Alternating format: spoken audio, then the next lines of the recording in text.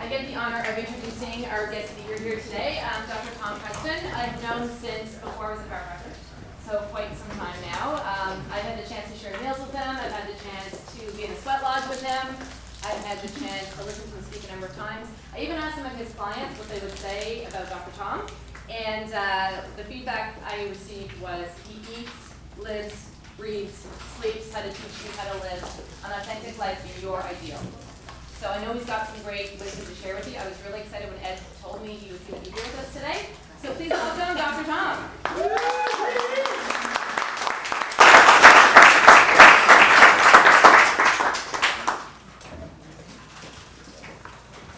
Well, that's a roundabout way to get here, right?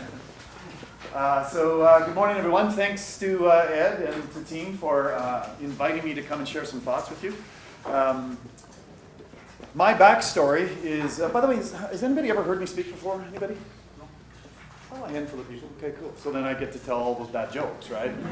You can just, grin because it doesn't get funnier than that, right? So here's my backstory. So Ed and I did, in fact, grow up in the same small town of 700 people. His older brother was a little closer to my age, and so we hung out. And I tell this story, which is a slight exaggeration, but storytellers get a little attitude, correct, right? I used to referee when I was a teenager because that's how I put gas in the car, right?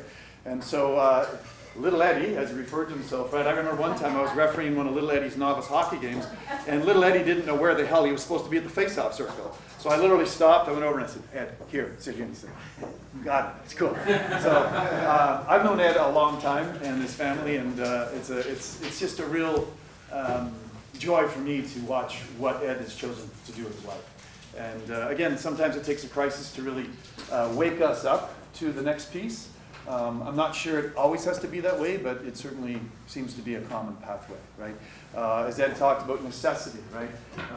We have a saying in my company, we call it burn the boats, right? Where the story of the... Say again? Genghis Khan. Yeah, absolutely, right?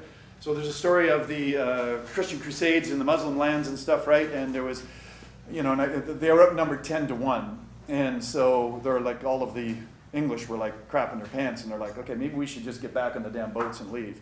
And the English general said, he sent the envoys out to the boats, and he said, yeah, we're going to go back to the boats, but we're going to burn the boats. He said, we either live or die today based upon our purpose and our mission. And of course, the story goes that they actually defeated, this particular group based upon being outnumbered 10-1. So burning the boats is something that I ended up kind of having to do. So my backstory was, I graduated from the Canadian Chiropractic College in 1988, back when dinosaurs roamed the earth. And yeah, it doesn't get funnier than that, you guys. You can just giggle a little bit. Humor me, okay? And I actually didn't understand really what chiropractic was, despite being exposed to chiropractic as a child. Played a lot of sports and stuff and got banged around a lot, and would go for sort of that crisis care stuff. But as I went through my journey in chiropractic, I settled in on becoming a family wellness practitioner. And I think there's value for all forms of healthcare providers, certainly in chiropractic. And so I settled in, and so my intentional lived life, once I woke up to realize that there's a value to an intentionally lived life, was to take 10 to 12 weeks of holidays a year, make a nice net 6-figure income, and work about 25 hours a week. And apparently that had some appeal to people, because people started asking me to speak and share my thoughts and so on, right? And then out of that, I started getting these calls from around planet Earth. Somebody hear me speak somewhere or hear me on a thing, and they wanted to pick my brain. And I also, which I'll share in a minute, my greatest muse, my greatest love is my family. My wife and I have 5 daughters.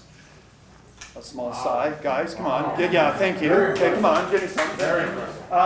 So with a very busy family, which is my highest value, we're going to talk about values in a minute, as well as a very busy, from my standards, very, very, very busy, practicing hundreds and hundreds and hundreds and hundreds of people a week. And then I started speaking 20, 25 weekends a year. Well, maybe there's some people that can do that. I couldn't. And I'm one of those guys, if I can't do it well, I'd rather just, not do it, right? So, but what I believe is that whenever you have a physical something going on in your life, there's always a mental, emotional, spiritual component to it, right? Because I'm one of those guys that lives in a space that says we are, in fact, spiritual beings having a human experience.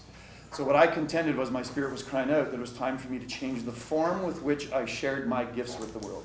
And I would offer, from just kind of reading the energy of the room, I'm going to bet that there's several of you in this room right now that are in that junction place. that are feeling like it might be time to change the form with which you share your gifts with the world.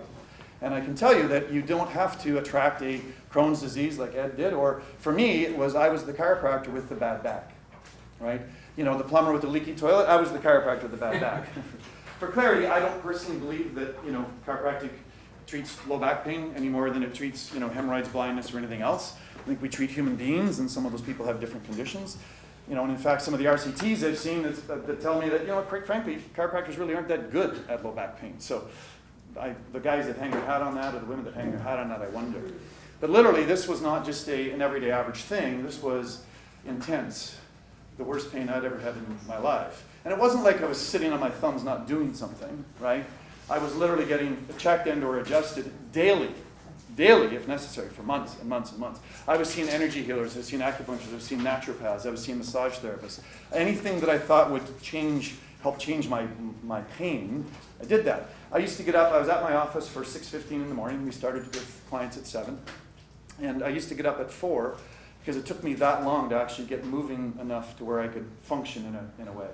I would do my morning rituals, which involved Taoist Tai Chi and yoga. I would lay on SOT blocks for literally 30 to 45 minutes at a time just so I could literally start to move. I would do my meditation. I would get in the shower, grunting and groaning, and then go to work. I lived with unrelenting low back pain every minute of every day of my life for 4.5 years. I couldn't be the chiropractor that had the bad back. I couldn't be that guy, so I hid it. And I had 5 children to feed. I had some commitments. I had things that I wanted to do with my life. And as Ed had said, in the culture that I grew up in, patriarchal society, men are the providers. And I was very afraid that I couldn't provide for my family. And couldn't continue with the commitments that I'd made to my 5 daughters to do things like help them get a university education and so on. So I suffered. One of my great mentors says, the pain in this life is inevitable, but the suffering is optional. And I chose to suffer. Because I was so attached to the form with which I shared my gifts to the world, I was so attached to that I had to suffer. I had to suffer unrelenting low back pain every minute of every day of my life for 4.5 years in order to take me out of the form with which I was sharing my gifts to the world. Right? I pray, one of the reasons I'm here is that something I may say today in the next hour may touch at least 2 or 3 or 4 of your lives enough to help you realize you don't have to suffer. And whatever pain you're living with, embrace it, own it, stand in the light of it, and then take action based upon that. And that's really what my message has been and will continue to be. So my breaking point, my turning point was the day I was running because I was getting chubby. I was getting fat because I wasn't exercising. I couldn't exercise. I literally couldn't do anything. And I was doing some emotional eating stuff. I was getting fat. And I said, you know what, I don't want to live that way. So I'm going to, I'd rather be fit and hurt as be fat and hurt. I was going to hurt anyways. So I got back to running. And I'm running down the side of Highway 17, which is one of the major highways in Canada. Probably some of you know that. And it hurt. It hurt a lot. And there was a transport coming. And I thought, just that brief second, I'm not real proud of this, you guys, but for that brief second, I just thought, you know what, if I just step sideways really quick, this would all be over. And then I had this moment of like, holy shit, I just literally thought about committing suicide. And if anybody's ever been in that darkness, that's a frightening place to be. That's a very frightening place to be. And I literally stopped. It was like November. It was actually this time of year, and it was like sleet and snow, and the truck went by, and I got covered in stuff off the truck, right? And I just stood on the side of the highway, kind of half crouched like that, and I cried. Like literally from the bottom of my soul, I cried. And I thought, there's got to be another way, right? So here's where I went to. One of my great mentors, John DeMartini, told me 30-some years ago when I first met him, he said, Tom, if there's something you're going to get caught in this life, it's form and time. Things that you intend in your life might take longer than you thought, or they might happen faster than you thought. Be open to that possibility. Consider that, you guys, for whatever it is that is the next phase of your life, okay? And then the form. If you get stuck on form, because my purpose as a chiropractor was the detection and release of subluxations for the enhancement of human potential. That was my purpose as a chiropractor. As a coach now for 20 plus years, I'm still, in my mind, fulfilling that purpose. I'm still detecting and releasing subluxations for the purpose of enhancing human potential. I'm just using different tools. And in most of those subluxations, for those of you that know the terminology, exist between the ears or largely over the heart. Right? So I'm still doing that, but I was so attached to the form And so what I realized was that I had to go back to basic principles, and the basic principle for me was I am a child of God. I could stop right there. And some of the time, I was a healer, I was a chiropractor. And some of the time I was a father. And some of the time I was a coach. And I had these roles that I played, but what I had, because I had so many things attached to being a chiropractor, I wasn't just a chiropractor, I was a cash-only chiropractor back in Canada when, OHIP was still around. When government was still subsidized, I was cash. And I wore that like a badge of honor, right, a little ego. And I wasn't just a chiropractor, but I was a high-volume chiropractor. We saw hundreds and hundreds and hundreds and hundreds of people every week. And then I was, a pediatric chiropractor. I had all these labels attached to who I was, instead of just standing in the light of the fact that I was a child of God and I had roles that I played. And not to minimize those roles, they're important roles, but is any one of those any more important than another one? I had a lot attached to that role of being a chiropractor in that form and sharing my gifts with the world. What I didn't realize and why I had to, I say I'm determined, my wife says I'm stubborn. 4.5 years is a pretty long time, you guys, right? It's a pretty long time. So what happened to me is I started cutting back my hours. And I had an associate on board, and I went from 24 hours to 16 hours. And then a few months later I went to 12, and then a few months later I went to 9, and then I went to 6. And I went, I'm going to run this thing into the ground, right? So we created a succession plan. I sold the practice to my associate, and one of the hardest things I ever did for 4 months, I said to my wife and my 5 daughters, I said, you need to go see Steve to get checked in or adjusted because I had so much. Is anybody a student of Eckhart Tolle? Anybody know Eckhart? Yep. Right? Or now? He talks about the pain body, right? I had such a pain body associated with the role that I played that I had to completely step back from it. So for 4 months, I didn't do anything. It was my version of Eckhart sitting on a park bench feeding pigeons for 2 years, right? It was a gestation period for me to change the form of which what I did. Now, I'd been coaching, consulting a few people because, to go back on the story I started earlier, it's like people, calling me and asking me, and could I help them? Could I do this? And I'd spend hours on the phone with these people because this is pre-internet days, right? The dinosaurs roamed the earth, right? Thank you for giggling. That's good. And literally, I said to a guy one time on the phone, I said, I'm really sorry. I'd really love to help you, but I'm sorry. I just literally, I don't have time. My highest value is my family. My bread and butter and my love is my passion and my practice. I just don't have time. And he goes, well, I could pay you. Well, listening to your audience, being a serial entrepreneur since I was 6 years old when I sold greeting cards door to door. And let's be clear, when I say greeting cards door to door, I mean my aunts and my grandma bought it because no one would buy, right? I thought, well, here's an opportunity.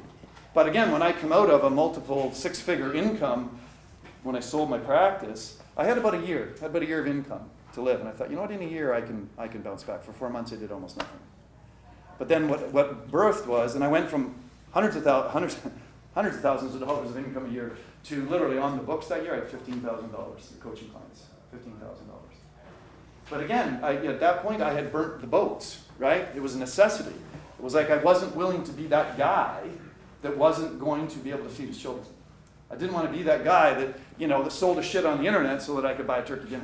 I didn't want to be that guy. If I had to be that guy, I could be that guy. But I didn't want to choose that, right? So here was the imagery that I had for myself, you guys, just as a quick. My oldest daughter, Jera. By the way, I'm very proud. She had it. She gave birth to our first grandson 3.5, 4 months ago. So, yay! And I had this mental imagery of, and there's a for those of you that are Canadians, right? Tim Hortons, the coffee franchise, right? So I had this image. We like Dunkin' Donuts in the States, right? And so I had this imagery of because my parents, God bless them, my dad's 82 years old. He still has a mortgage on his house, right? They live old age pension check to old age pension check. So that was the money blueprint that I grew up with, right? Not right or wrong, good or bad. It was just is the reality, right? And so when I went to university and did my doctorate and stuff, my parents gave me moral support, which was have a good life. But as far as financial support, they didn't have 3 nickels to rub together. My wife and I made a different commitment. We wanted to help educate our 5 daughters through university. And we literally, successfully, October 2016, put our last dollars into our children's education fund. That's awesome. 5 daughters, $500,000 of after-tax money. I'm very proud of that. Thank you for that.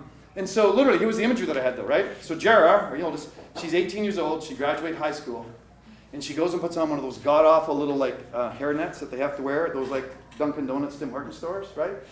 And she goes, hey, Dad, I didn't need to go to university. I didn't need any education. I'll just work for minimum wage the rest of my life, and I'll have like a little apartment I'll live in, and my life will be okay, Dad. You did the best you could. You tried.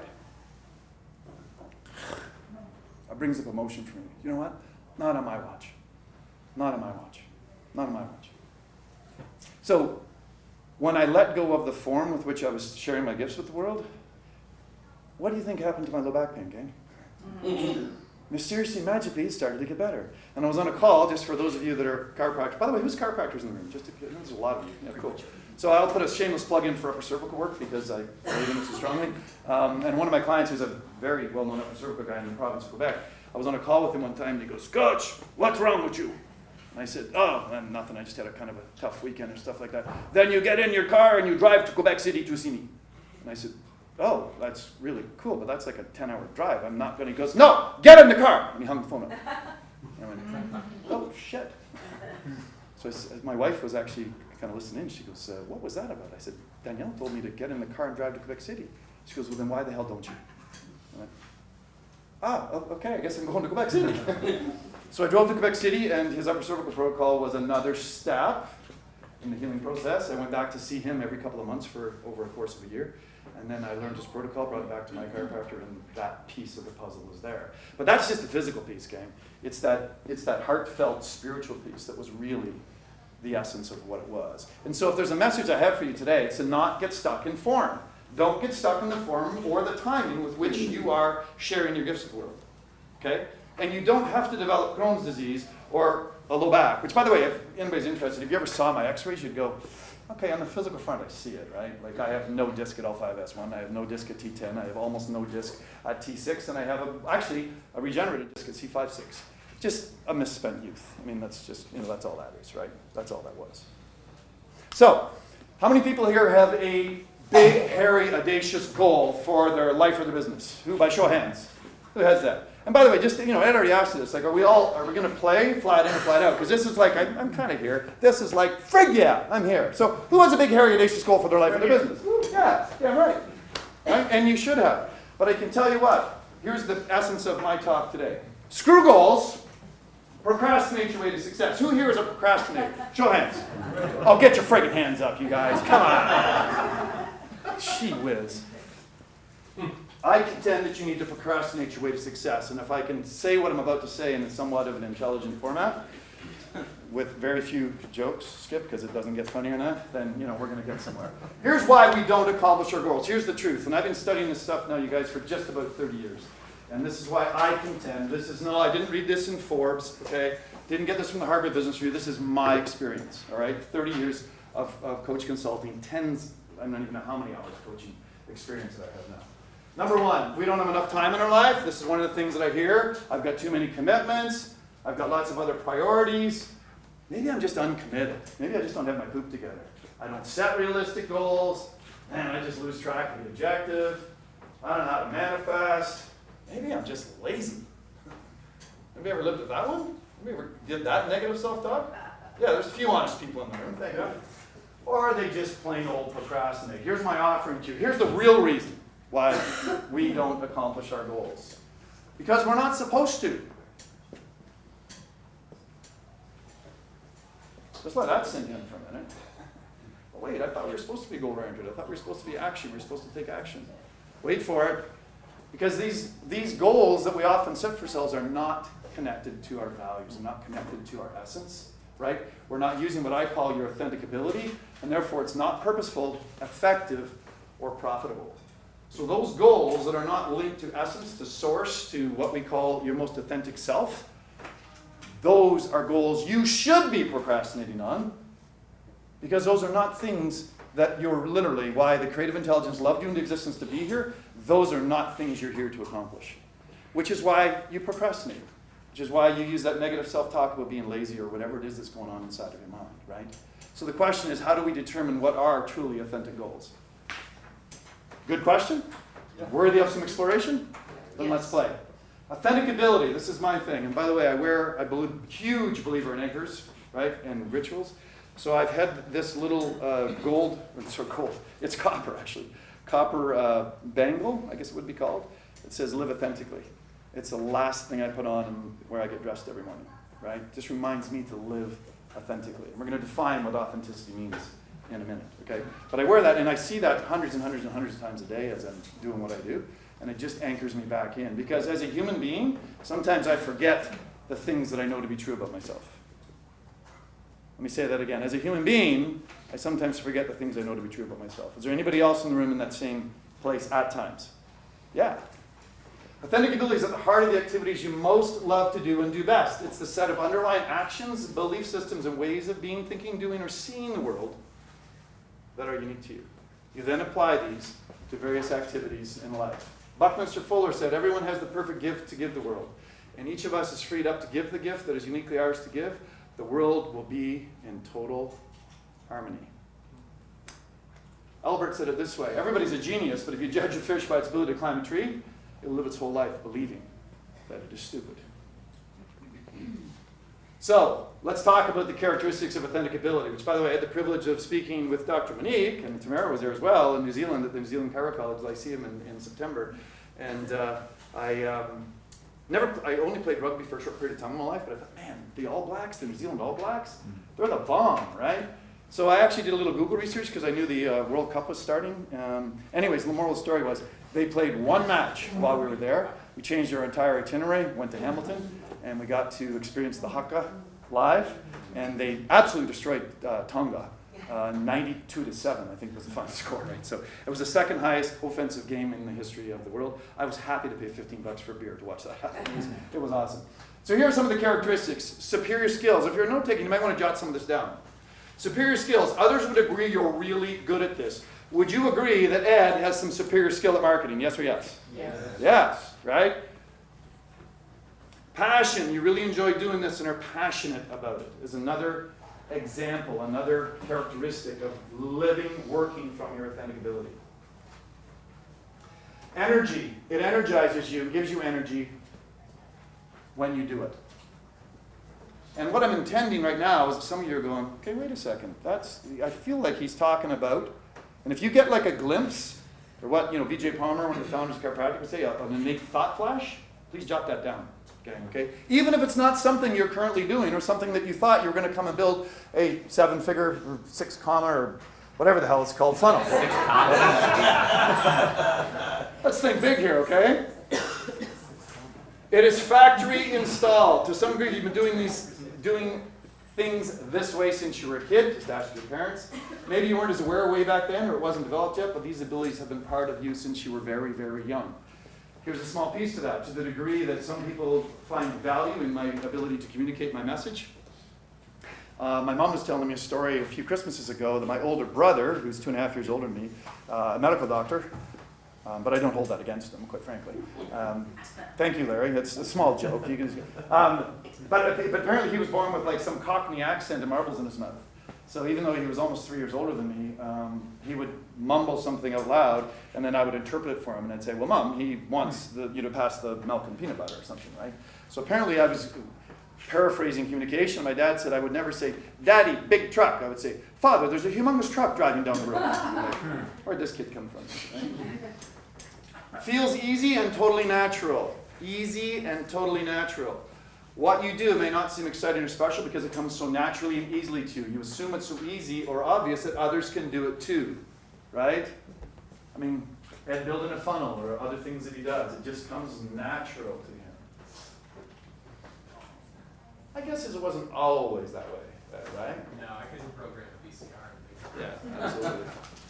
It's values-based and meaningful. They're connected to your core values. We're going to talk about that in a minute. And you highly value this way of being and doing, and therefore it feels incredibly meaningful to you, right? And with 7.7 billion people on the planet, it's going to be meaningful to others as well. A couple more. It is the best way. You see this as the best way to operate. It would feel wrong to do it any other way. It just wouldn't be you. You can't understand why everyone doesn't do it this way, too, because it works so well. It's authentic. It's authentic. Creates the most value. This is really how you best create value for all the people in your life. Your family members, friends, clients, prospects, students, colleagues at work. It might be what you get paid for, or maybe not yet. Or maybe not yet. And I think one of the things that Ed and I resonate very strongly about is about making an impact on the planet, making an impact for people, right? Connecting with other humans and helping them be the best versions of themselves. And so, as a hands-on chiropractor, I could see hundreds of people a week, but now through my coaching consulting programs, I now interact with tens of thousands of people a week, right? So it's just, and again, it's not right or wrong. This isn't a moral discussion, gang. It's like Ed said, one sale is a start, it's a place. Because there's equal pros and cons to all things. There's equal pains and pleasures to all ways of being in the world, right? If you think that this is better than that, right? I mean, Ed creates this stuff, and then as an introvert, he has to stand in front of you guys and share his heart, right? There's some pain associated with that. So don't think that it's necessarily better, and there won't be any, pain associated with that. But when you're truly called from within to do it, I'll tell you a story. When I used to weight train heavy, I weigh about 200 pounds right now, but I used to weigh about 235 for many years, and I was lifting heavy, right? Squatting, benching, all kinds of stuff. So I just finished this really big leg set with a ridiculous amount of weight on the thing. And I just finished it, and there was a lady there, a retired school teacher, who used to work out in the area that I worked out in. And I was just like a puddle of sweat, right? I'd superset pyramid of this thing. I was just a mess, right? It was just like dripping. And I kind of finished it, and I'm breathing really hard, and I looked over at her, and she goes, that looked hard. I said, yeah, it was. I said, does it ever get easier? And she goes, yeah, but then you'll just make it hard again. And I thought, oh my God, that is the purpose of resistance exercise, isn't it? Right? The purpose is the journey. It's not necessarily the destination. And when you can take joy in the journey, if you take joy in sharing the biggest and best and most authentic part of you with the world, gang, that's when you really, in my experience, my offering to you, that's when you really hit the sweet spot. That's when you've found what you've been called to do at this stage of your life. The interesting thing is, it can change forms. It can change forms, right? Because when Ed first intended, the things that he's doing, it wasn't necessarily to do a live event. But now, so that's now a piece of what he's doing and what he's offering, and it's making a difference in your lives. Does that make sense, gang? Does that resonate? Yeah. Right? Okay. Multiplies results. This is another big piece of the puzzle. This is the way for you to truly expand the impact you have in the world, be the most productive, and create the greatest results. Just a couple more, and it's constantly evolving. The understanding, description, and application of your authentic ability is a constant work in process. Your self-awareness will increase the more you use it in different situations and with different audiences. Over time, who you are as a person will fundamentally change, but your authentic ability will evolve throughout your life and will keep getting better and better the more you apply it. My purpose in life, you guys, when I started, my mentor, John DeMartini, was the first one that inspired me to the idea of writing a purpose statement. And the first one I wrote was this big voluminous, like one-page thing. And I boiled my purpose down just to 2 words. It's to inspire authenticity, right? Inspire authenticity with you today. Inspire authenticity with my team, with my clients, with my daughters, with my wife. It's to just live, right, authentically from that place to the best of my human faculties. And if anyone would like a list of my long list of human faculties, I could give you my wife's email address. It's a long list. You know what? Some of you are actually paying attention. I like that, okay? So where does authentic ability come from? Wherever the universe comes from and whatever the universe is made up of, all right? Often referred to as universal intelligence, and the subset of human beings is referred to as innate, whatever that means to you. And it means different things to different people. One of my facilitators at our Mind, Body, Spirit retreats, he has I like how he languages. He goes, that which is called so many names and worshipped in so many ways. Whatever the hell that is, right?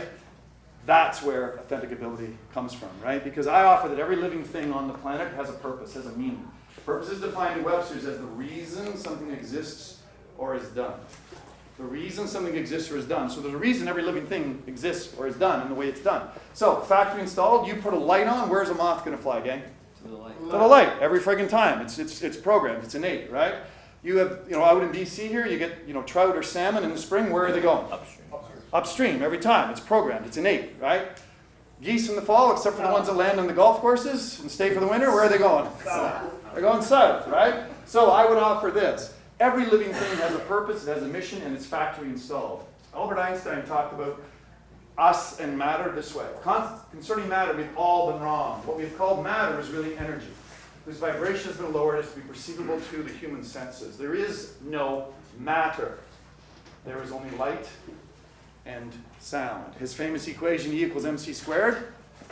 Energy and mass or matter are interchangeable the closer you get the speed of light squared. That's basically what this is saying, just in another way, right?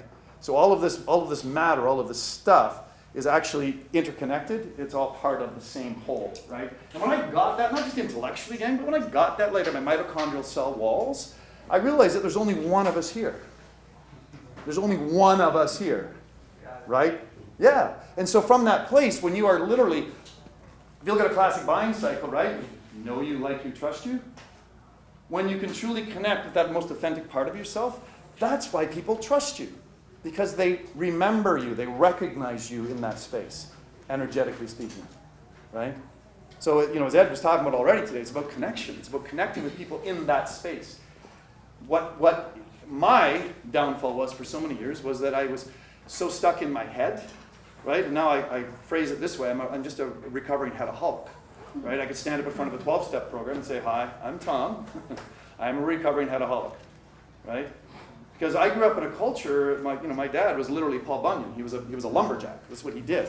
And he, I don't know how you saw your parents, but my dad was like bigger than, all get out. And he was a big man. He was, almost 6'3", weighed 240. And he was literally Paul Bunyan, right? And so looking up to that and admiring that and looking at, gauging myself from that place, right? Man, I tell you, that shaped me and influenced me. All right. So let's have a look at the matter and what this really means to try and give you context for what's possible for you when you're connected to that authentic aspect of self. All right? You guys with me? Yeah. Okay. So we had an astronomy professor from Queen's University in Canada. Came to our community and gave a talk. And he was trying to help us get a perspective on this E = MC² thing. He was trying to give us a perspective on just how much energy there was available to us. Okay? And if we truly agree, and my offering to you is that we are all connected at that space, that there is no matter, there's just literally energy, and behind the energy, as Einstein said, is just a supreme consciousness, right? I love the acronym GOD, right? Grand Organizing Design, whatever that is, right? That's what works for me. And so he gave us perspective this way. He said, if you were to take a grain of sand, tiny, tiny grain of sand, and fill a construction-sized wheelbarrow, okay, fill a construction-sized wheelbarrow. He says, that's how many suns or stars there are in our solar system, in the Milky Way. Okay? So I don't know how many grains of sand there is in a construction-sized wheelbarrow, but it's quite a bit. Would you agree? Yeah. Right? So that's the matter. But really the matter is just energy moving really slowly. So is that a lot of energy? Are you a subset or fractal of that energy? Yes. Are you a subset or fractal of that energy? Yes. Yes. So that's, I don't know about you, but that's big. For me, that's big. But that's just our little, Milky Way, okay? Our little Milky Way galaxy. This is the part that gets me. He said Hubble is still finding new parts to the known universe. So they believe that the universe, we haven't seen it all yet, right? But he says if you were to take all of the known suns and stars that Hubble has found in our expanding universe, he said you would need to look at every grain of sand on every beach and every lake and every ocean and every stream and every pond on every continent on planet Earth to represent the known stars and suns in the known universe. And that matter is really just energy. I can't get there, you guys. I can't wrap my head around that. I live so much in a finite world, I can't wrap my head around what an infinite thing is. But whatever that is, it's a heck of a lot. And I'm a subset of that. I'm a piece of that. And when I look out into that universe and I see that creativity and I see that wisdom and I see that power and I think, man, I'm a fractal of that. But only when I get out of my head, get into my heart, and I'm working and living from my most authentic self. I'm inspired to stay in that space as much as humanly possible. Because see, the way I see it, it's all interconnected. It's all beautifully interconnected. Right? Ed's purpose for being here is to influence you. And by influencing you, you get a chance to go out and make a ripple with what you do and the lives that you touch. And so on and so on and so on. And when I saw this in my mind's eye, it was like this beautiful big chain, right? Like a big chain of interconnected links. And when I got that, you guys, I knew I was no longer naive enough to not know it. And I wasn't arrogant enough to not play my role, to not be my little link in the chain.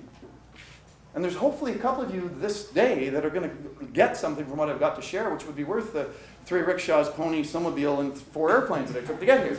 Right? It is hard to get here, actually, it is, but it's worth it. I look at it this way, you guys, right? All of the hands of all of the people interconnected and working around the planet. to fulfill our role. So if you own that, if you can stand in the light of that, then you'll realize that, again, you're no longer naive enough to not know it, and hopefully you're not arrogant enough to not share the biggest and best of your to the best of your human frailty for the rest of your lives. Right? All right.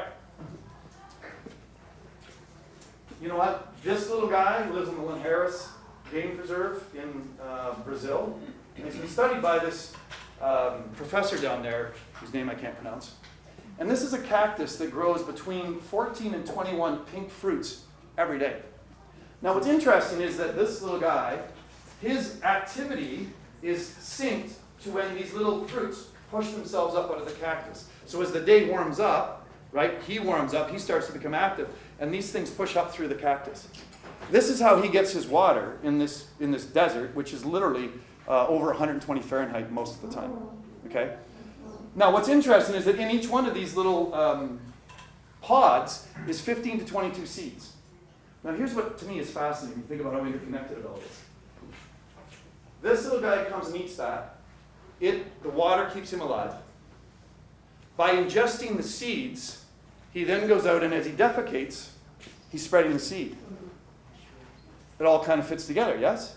Here's the fascinating thing that this guy thought was just absolutely remarkable. He said, they studied it, and it doesn't matter what they do with those seed pods. If they don't run it through the intestinal tract of this lizard, they will not germinate. How interconnected are we all, you guys, right? What is your story? How are you a lizard, right? How is what you're doing impacting in the lives of others? And where are you defecating? Where are you defecating? No, we don't need to go there. We don't need to go there, right? I tell you, I have to kill you. Where you should. Quantum entanglement is a physical phenomenon which occurs when pairs or groups of particles are generated, interact, or share spatial proximity in ways such that the quantum state of each particle cannot be described independent of the state of others, even when the particles are separated by a large distance. Anyone else a student of quantum physics? Anybody? Yeah, absolutely, right? Old Newtonian physics has played a role, but it's on its way out. So if you want to get your science left brain around this, go and research literally quantum entanglement. It's kind of the story that I'm offering to you, okay? So authentic ability, said another way, is your factory installed innate gifts that come from source and therefore give you access to the wisdom, power, and creativity that is the source. All right. By the way, one other quick stat that you please feel free to share this. Deepak Chopra, when I did some work with him many years ago, he found this. 168 hours in a week, he was looking for the ultimate cause of heart disease, myocardial infarcts, right? Which is still one of the biggest killers in North America, okay? 168-hour week, if you take out the hours that people sleep, right? There's still a lot of hours there. He found out that 32.7% of all heart attacks happen between 9 and 10 on Monday mornings. Why? Because so many people do not love their work, right? So many people in church are settled for doing something that's not congruent with who they authentically are. Think about that, you guys. A third of all heart attacks between 9 and 10 on Monday mornings. That's startling to me. It's absolutely startling to me. He said this when he looked at all of the physiological parameters, and of course Deepak is into mind-body stuff as well. He said that when he burned it down, his research showed this. He said the two greatest indicators of heart disease are you happy with your life, and do you love your work? That was far more important than cholesterol or triglycerides or HDL, LDL ratios or all of that physiological parameter stuff. He seems like a pretty short guy. So why don't we accomplish our goals? Because we're not living, working, planning, goal setting from our authentic ability. And by the way, I do have a process, because at this point you guys are using Ed's language. You guys are basically asleep relative to me and what I do and what I offer. So what I did offer, and Ed wanted me to do this, is we have a little postcard here. And if you would love to get some time to connect with me and talk about what I've talked about and talk about how that applies to your life, I would love to do that. There's a link on there. It goes to my personal calendar. I would love to book a discovery call with you just to see if I could add value to your life. Because like Ed, I'm really committed to adding value to people's lives and in building relationships. Okay? We actually have an entire authentic ability reveal process, which takes a month to actually do, which is clearing away all of the debris that is not authentically you, and then holding you accountable for your greatness. Right? So that is an actual process we have. If you're interested, I'm happy to talk to you a little bit about that. All right, so here's how goals could be set then, Jane, right? From your most authentic part of self, as evidenced through your core values. We have an exercise called I Know I Am Successful When.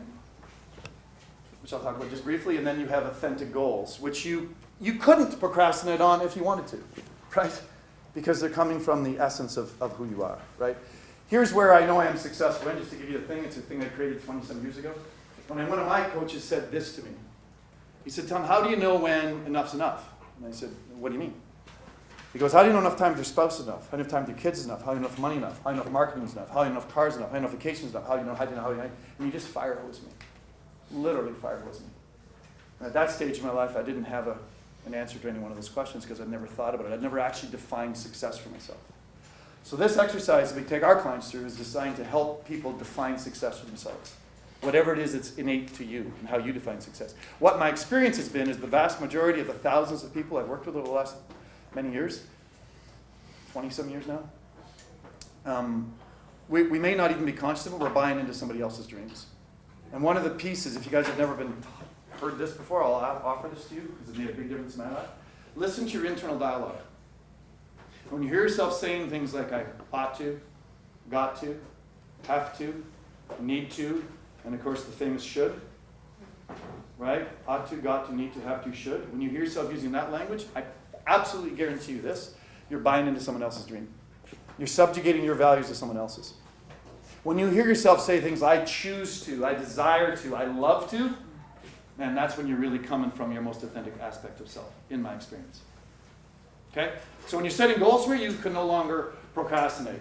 So let's go through this real quick as we wrap this up because I want to stay on our timeline and we're doing okay, Jason, on time? Ish? Yeah. We're doing okay? All right. Ish. Okay, thank you. So here's the benefits of authentic ability. And procrastination, only things that you have natural authentic ability to do and are good at. Which, by the way, if it would be of value to you, I'm happy to share my slide deck with you guys. Because I did have to go through this a little bit quickly. Right? So I'm happy to share my slide deck with you guys if you want more of those characteristics, if you didn't get a chance to write them all down, right?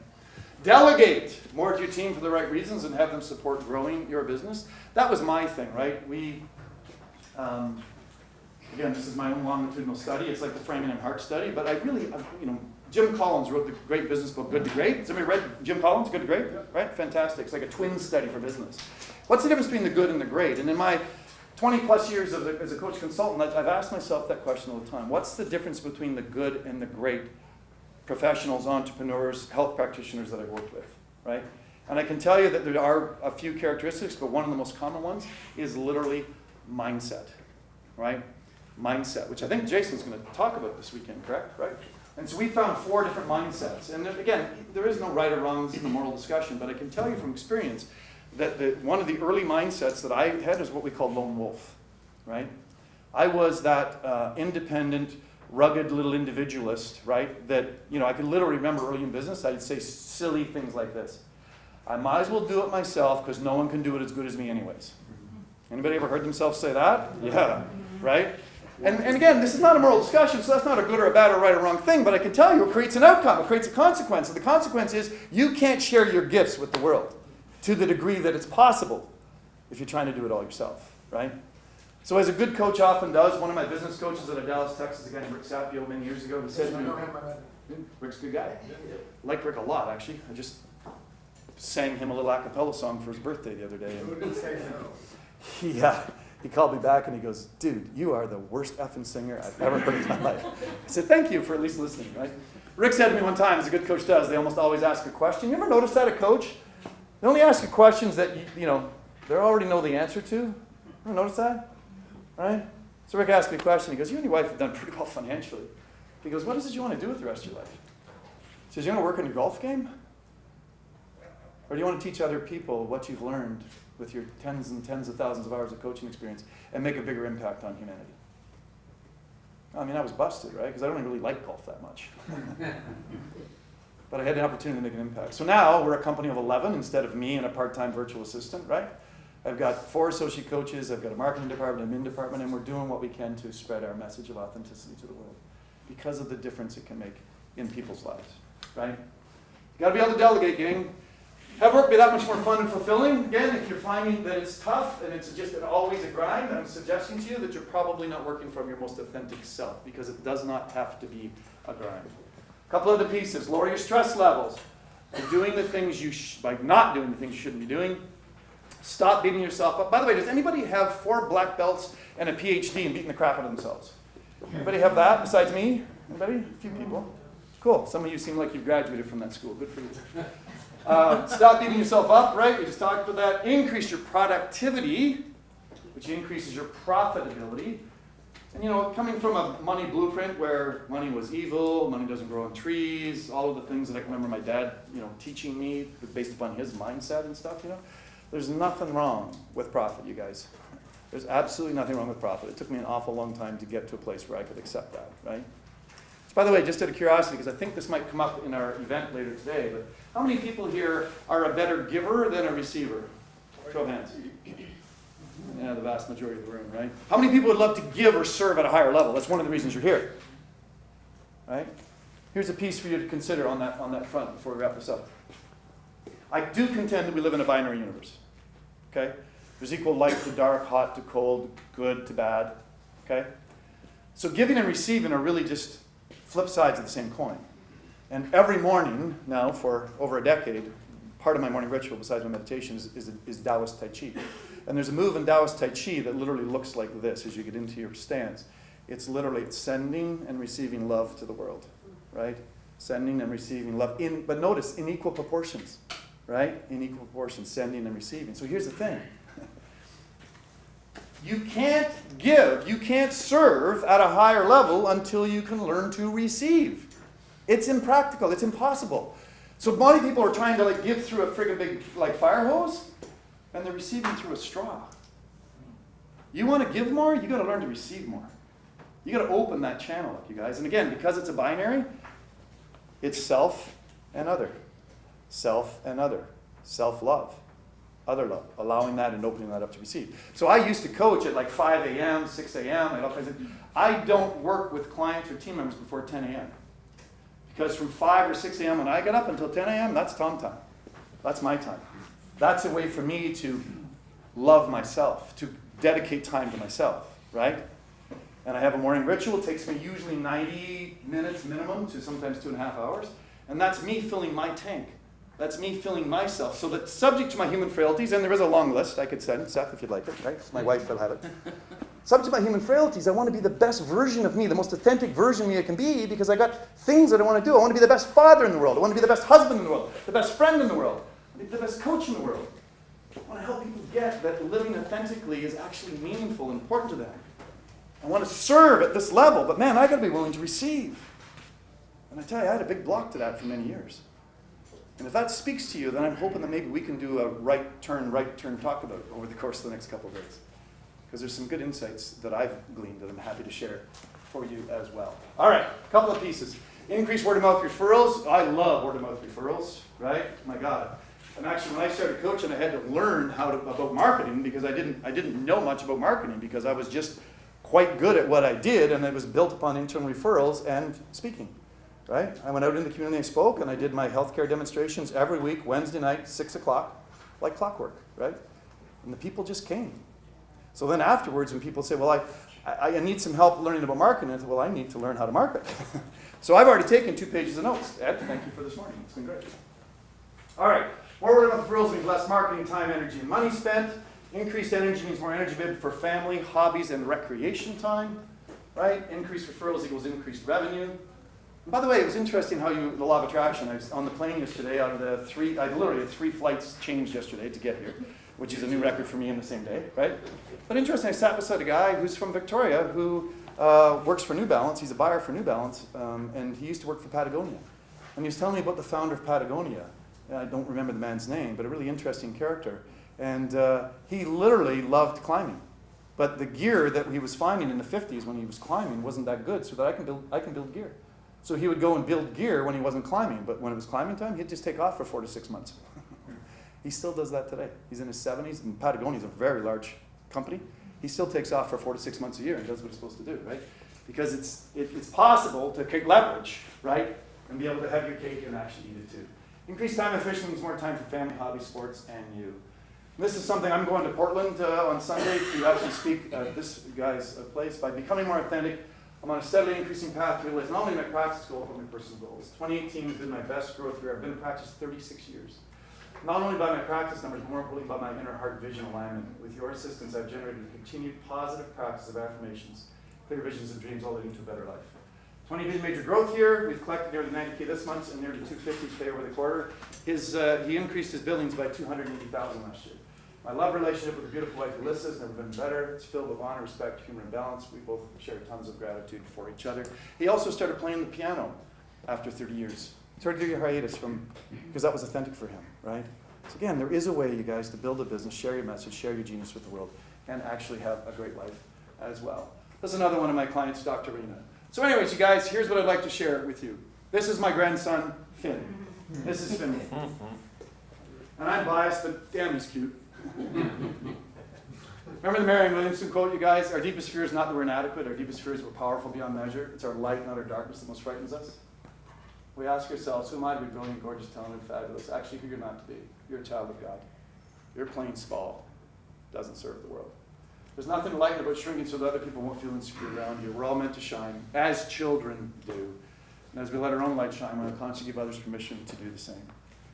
If you can remember just a couple things from this presentation, guys, it's that interconnectedness. It's about that linked purpose that we all have. And by you making a difference with your life, coming from the most powerful place that you have, from your place of authenticity, you stand a chance to make the biggest difference in other people's lives.